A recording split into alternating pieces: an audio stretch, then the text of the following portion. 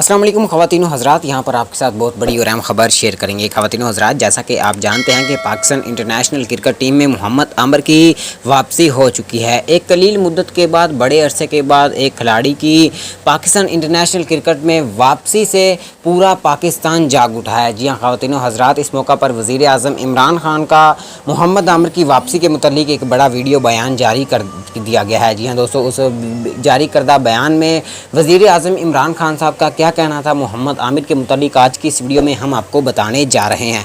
जी हाँ नाज़रीन ग्रामी, आपने इस वीडियो को आखिर तक लाजमी देखते रहना है और वीडियो को लाइक भी करना है और मज़ीद अपडेट देखने और सुनने के लिए चैनल को भी सब्सक्राइब करना है। ख़वातीन हज़रात, आपको बताता चलूँ कि मोहम्मद आमिर की वापसी पर वज़ीर आज़म इमरान खान साहब का ये कहना था कि हम भी कोशिश करते रहे 2 से 3 साल के मोहम्मद आमिर को दोबारा पाकिस्तान इंटरनेशनल क्रिकेट टीम में वापस बुलाया जाए, लेकिन चेयरमैन पीसीबी इस बात पर रजामंद नहीं हुए कि पाकिस्तान के लेजेंड खिलाड़ी को दोबारा वापस बुलाया जाए। लेकिन अब हुकूमत तब्दील हुई है तो नए पीसीबी के चेयरमैन आए हैं नजम सेठी, उन्होंने वापस बुला लिया है, तो बहुत अच्छी बात है।